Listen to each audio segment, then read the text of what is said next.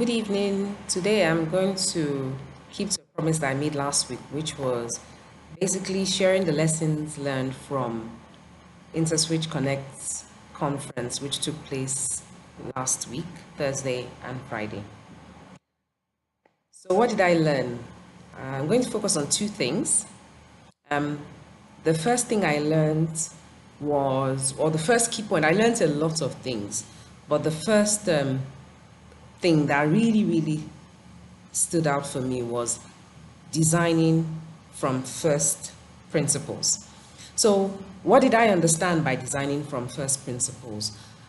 In a nutshell, I would say is resisting the temptation to build upon somebody else's existing design and instead looking at it with fresh eyes, like a brand new problem, and coming up with a solution. So basically going back to the drawing board. That's fine. I mean, we all hear the term going back to the drawing board, but I think it reminded me of what it really meant to go back to the drawing board, go back to a plain sheet where you don't have any limitations or boundaries from an existing design. Now, let me use an example. Now, this contribution was made by Mr. Brett King, who is the CEO of Movin, which is a $1 million firm in New York, America. And he's also known as the King of Disruption because he's done a lot of disruptive innovation within the fintech industry. Now, the first few payment solutions when it came to the banking industry for on the mobile apps were quite interesting. Now, things like the ATM took on very well. So, I mean, a lot of us have our ATM cards. This is an example. This is one of my ATM cards. And when the first ideas came on moving ATM to mobile phone payment, I mean, we all now use our mobile phones to make payments, and it's something that we do, seamlessly. But apparently, I didn't even see this phase. Like the very first designs of payments on mobile phones, they basically literally took the card as it is. Because we're already used to paying with cards, they took the card like as it is, almost like scanned it and basically put it on the interface of mobile phones. So that when we wanted to make payments, because we're used to like, okay, what our cards look like and using your credit card number or your debit card number, you would basically have it on your phone and you would basically punch in your credit card details and make the payments. Now that's interesting because it was borrowing from the fact that, we're already used to using cards. So if we put what looks like the card on the mobile phone, it will still be like a similar experience. We won't even know the difference. But it's interesting that it wasn't really easier. It wasn't even as intuitive. It was cumbersome to actually do. Now, when you think about it these days, a lot of us have banking apps on our phone. We make payments so much easy, and the interface looks nothing like the card. I mean, you can imagine like, okay, using think about the phone apps now. You sign in, you type in your password, and you go in. I mean, if you look at the interface, it has nothing. I just want to go into my mobile phone app just so that we see that it doesn't look anything like what we are used to. Okay, so imagine that these are so much better solutions than the solutions that we were actually, it's tempting to use this, whereas we could have built a brand new solution by going to the drawing board. So look at the interfaces now.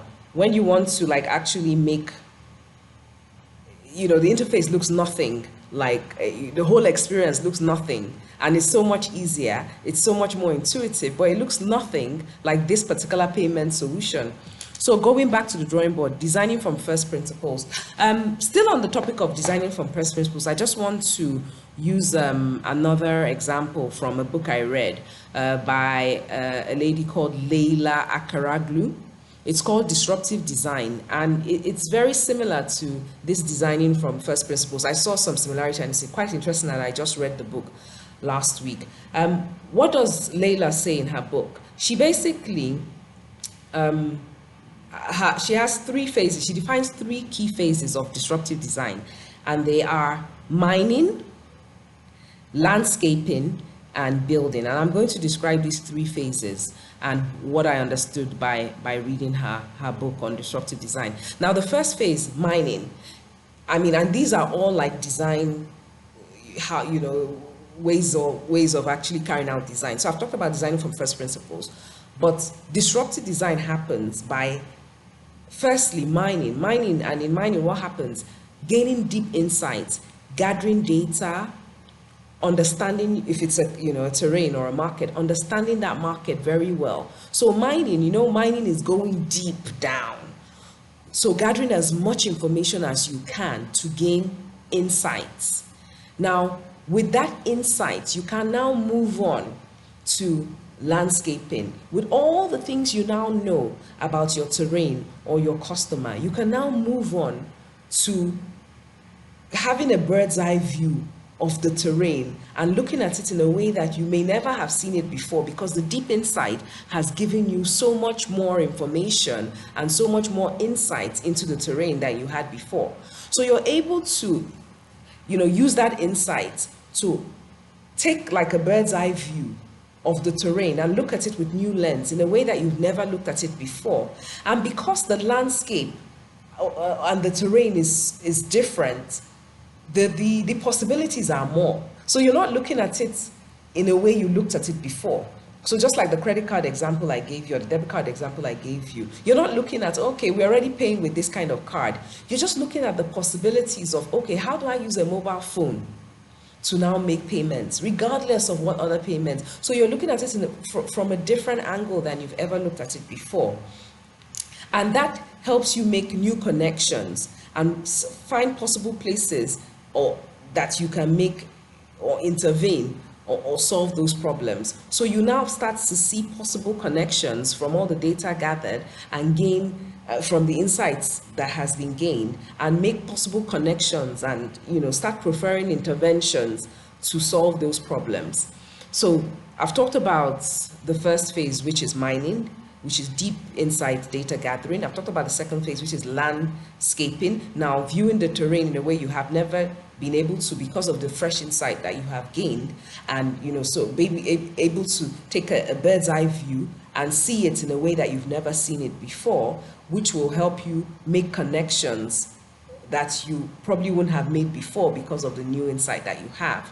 Now, when you've done that, because of new ideas start to spring up, you start to see the possible solutions and interventions that you can make to solve the problems that exist in that market in a way you've never seen it before. So once you do that, then you can now build.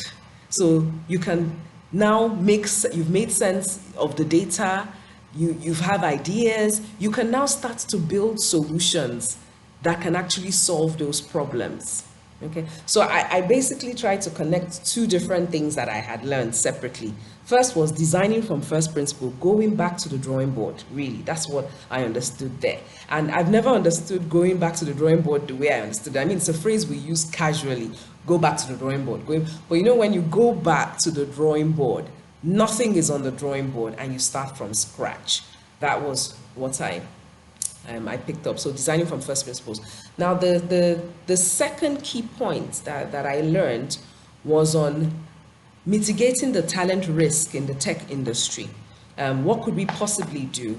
I had several contributors because this was actually a panel that I facilitated. So because there were quite a number of people that contributed to that discussion, I'd like to name who those people were. And I'll just try to name them in the way I remember them. I'll try and do it in alphabetical order. So the first person was Ayodeji Ajibola, who's the HR director of Microsoft, West and Central Africa. The second person I remember is Mr. Chimezie Emewulu, who is the founder and CEO of Simfix Technologies. The third person I remember is Mr. Chinedu Azodo of Max.ng. The fourth person who contributed to this discussion was Mr. J. Alabraba of Pagatech. The fifth person who contributed to this was Mrs. Omo Odike of Great Jobs and Uconnect. And the fifth person that contributed to this was the head of human resources for Systems Spec, which is Mr. Timitope Ologunoye, and I'm just trying to remember everybody who was in my panel. I think there was, yeah. I hope I haven't missed anybody out. Could I? No. Right. So those were the people who contributed to this discussion, and I just thought that it would be good to mention them. I don't know why I'm just thinking that I missed somebody out. So just to make sure that I didn't miss anybody out, I'm going to check this out in particular. Okay. So while we're at it, now the discussion was around the tech industry and the gaps within that industry.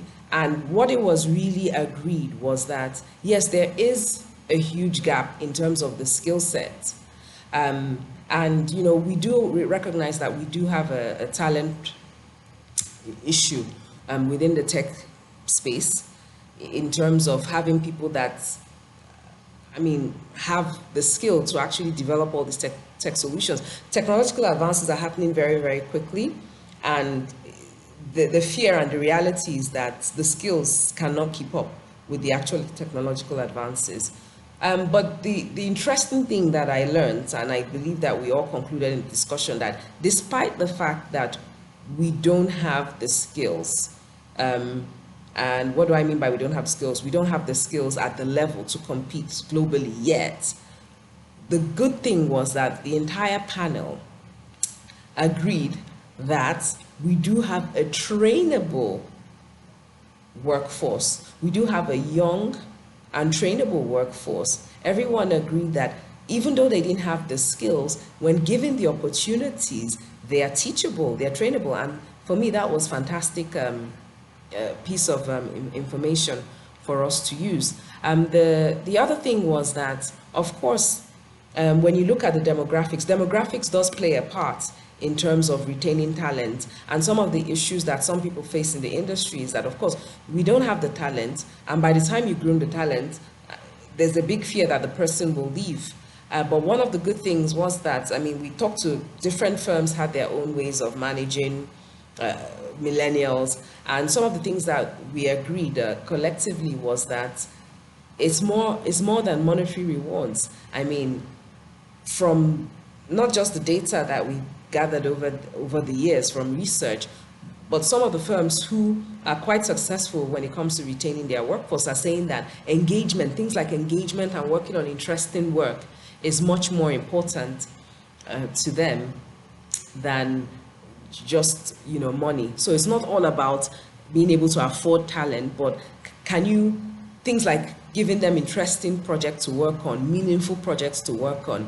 And then if it had to be monetary, even things like providing things like housing, or housing related accommodation in a place that is like Lagos, that we have a huge traffic problem. So those were some of the ways that the panel agreed could help with mitigating the talent risk. Now, collaboration in terms of training was one of the solutions that was suggested. If the fintech industry could come together, either the private sector can come together to ensure that the skills required in that industry are built up. Because obviously when you do things collaboratively, it's much, it's probably cheaper, and rather than thinking that we're all competing, because at the same time it's the same pool of people we're trying to develop, perhaps that the tech industry can come together and try to pull something off in terms of skilling up. If we have that young workforce who are highly trainable, then obviously there's a lot of hope.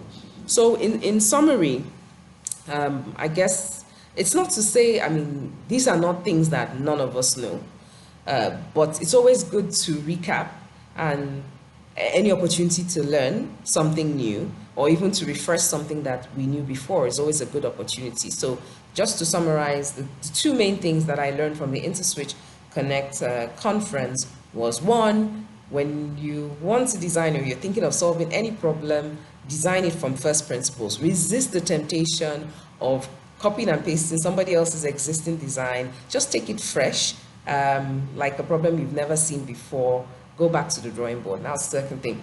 That was the first thing. And the second thing is that despite the gap we have in the tech industry with regards to talent in terms of skill, there's hope, because we have a young workforce who is very willing and able to learn if given the opportunity. So the suggestion is that there has to be more investment in training and developing the workforce. So I hope you've picked up a thing or two. I picked up so much more, but those were the things that really struck me. And again, I'll just say thank you very much for everyone who contributed to this knowledge session. And thank you to the people who joined the panel that I moderated. And thank you, everyone. I hope you learned a thing or two. So just let me know, what do you think about the two things I learned? Or what did you learn from what I just shared? I can't wait to hear it. Thank you.